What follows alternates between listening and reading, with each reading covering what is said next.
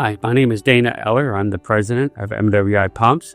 And in recognition and celebration of our 100-year anniversary that's coming up, we have gone to capture a series of videos of different people in the company to give a little bit of our history and our culture and some stories of how we got to where we got to. Today, I'm going to be sitting down with my brother, Daren Eller. So I'm going to ask him to introduce himself, and we'll ask him a few questions about what he does. So, Daren?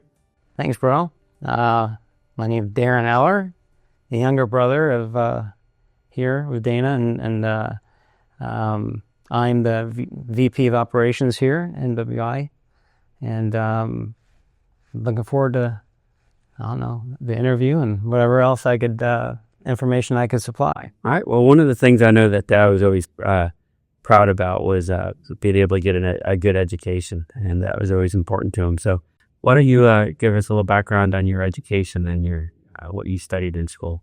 Yeah, sure. Dad was always big on wanting to get us to get engineering degrees. He's very clear on that. And after my first semester, I didn't know if I was going to do that or not. He challenged me, and that's kind of an interesting story. My dad had a way of doing that and he kind of knew what buttons to push, I guess, for me.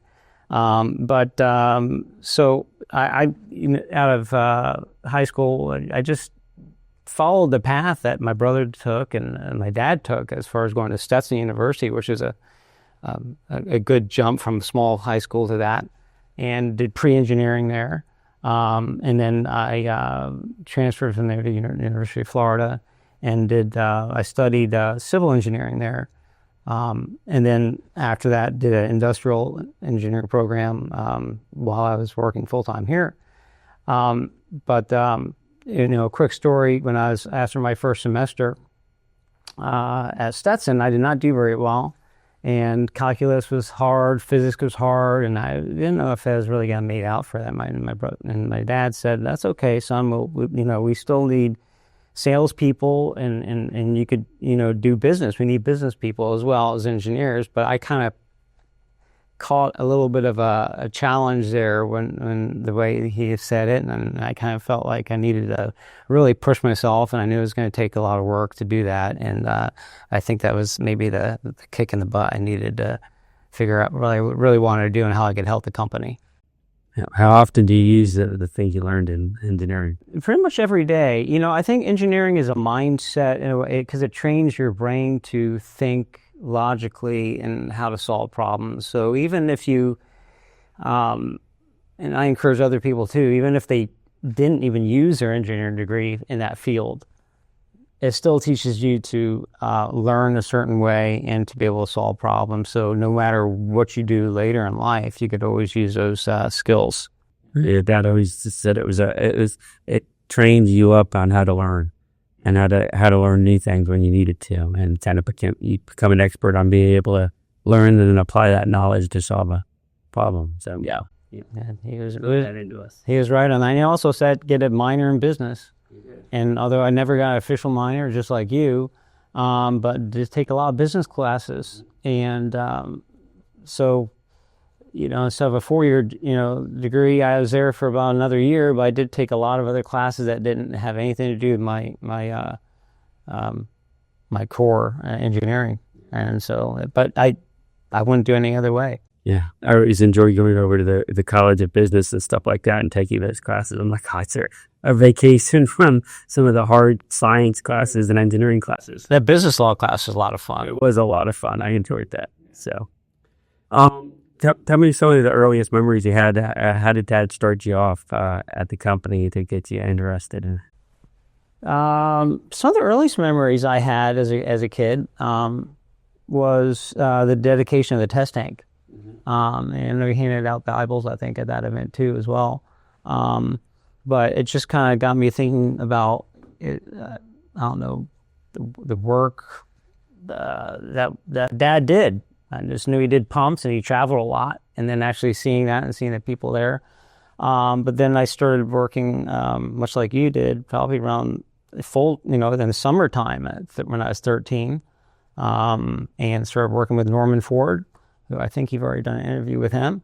And he was my supervisor in the parts room, so I got to learn all the parts and pieces. And then the next summer, worked in welding, and then the next summer I did machining, and so I got a good education of all the different processes we do here in the manufacturing facilities.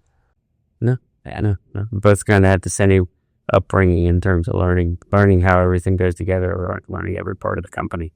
And I thought that one of the biggest learning experiences wasn't what I was learning; it was learning about people.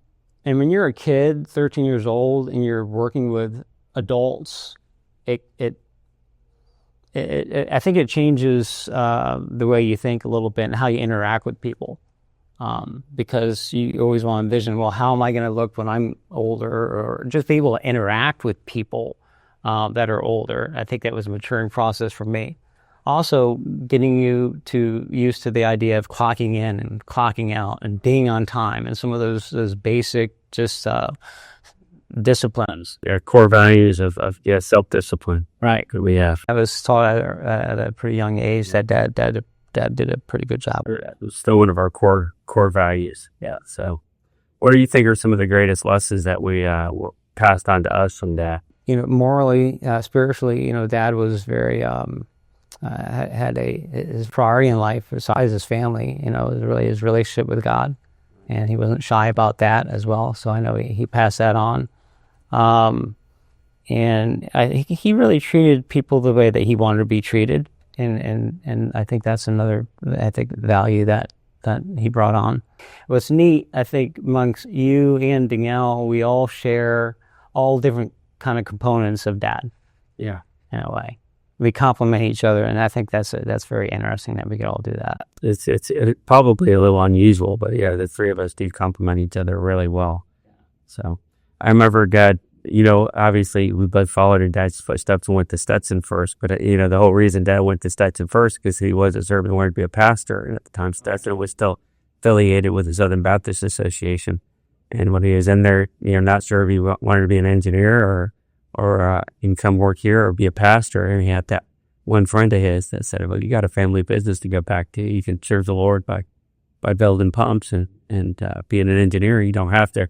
The only way to serve the Lord is not by being a pastor. And if I had the same opportunities you have, I'd rethink it. So, and that obviously had a big impact on Dad. What are some of the biggest changes you think you've seen since you and I both been out of school with the company? A larger focus ever since we got out of school. Instead of just focusing on big international projects, that was a forte, I guess, of Dad back in the 80s and in the 70s, was a focus more on our rental and being able to grow that. I know you spearheaded that even more than Dad did. So our focus really got into more diverse product lines, I think, since then. Obviously, we've grown with our Vero facility and the other rental locations that we've opened up. But I think that's probably the largest change. I guess. Yeah, we still do a tremendous amount of international. We do. We've definitely been able to continue to expand our local dewatering and business quite a bit. That's correct. Yeah. So what are some of the changes you're most excited about that you see us implementing and going into right now for the future? Well, the largest one is the investment we've been making in the CNC machinery. It's the largest we've ever had. I think if you add up all the machinery we bought over the years, it doesn't add up to what we've been investing recently on this, and that's really going to put us at a more competitive level with the people that we have to compete with internationally, and other people that have the right machines. Having the right machines in our business is very critical to be able to be competitive. The heart of a company is always this machine shop, and really taking a leap forward with some of the multi-million-dollar investments into our machine shop this year. It's going to be exciting. That's the biggest change I've seen since probably I've been here. What are some of your fondest memories of growing up, around the business? Oh gosh, so many good experiences of some of the people that I mentioned, Norman Ford. Any trips? Danielle talked about the way Dad used to take us the trips all over the world to meet customers. What a unique experience that is, because I mean, you think about all the different places we've been to, some remote places. I mean, you tell people you've been in Nigeria, they go, "What in the world?" Because there's not a lot of people that have been there. But Dad would always make a business trip out of some of the fun family trips out of it, and that was a really unique experience. I enjoyed that, and so he took us to Malaysia and besides Africa, all over the place. He gave us great exposure for understanding cultures and people all over the world, and what we do, and how we're able to pretty much go anywhere in the world and help people to move water. Yeah, which is really fun. It's a neat experience. And I don't think you can appreciate it when you're a kid or younger at that point. You just kind of think it's normal. Then as you get a little bit older, you go, "That wasn't that normal." You appreciate it. Yeah, his dad was training us up even though we didn't know we were being trained. That's the way he did it. Yeah, that's true. Well, Daren, is there anything else you'd like to share on this video of our company history? Having the competency work here is one thing.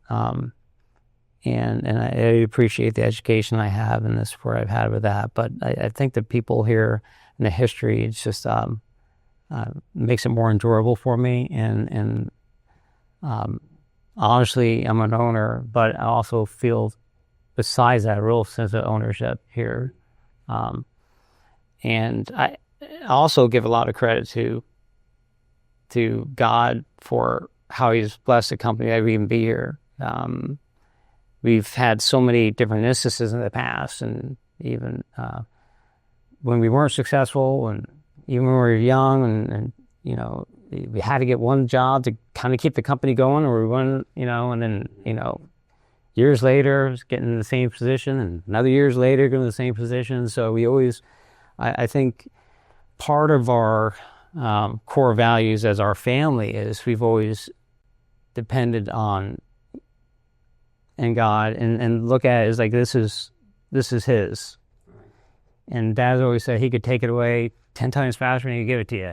Yeah, that was one of his catchphrases. His catchphrase. He always say, so when you have that mentality, you just do the best you can, and things will happen. And but it's in God's hands. There'll be ups and downs in life, but you kind of just trust the character building and the results of just going through it. Doesn't make things easy. There are going to be challenges that we all have to face. So it's easy all the time. We'd probably be unappreciative, spoiled, terrible. That's true in all things. Relationships. It helps you just appreciate things and realize where all blessings come from. Well, thank you, Daren. I enjoy working with you and Danielle all the time. And one of the things that we're all doing is saying happy birthday to MWI Pumps, so I can kind of cut those together into a video at the end. Okay. You want to look at the camera and say that. Happy birthday, MWI Pumps. So, all right. Well, thank you, and I hope you've enjoyed this series of videos.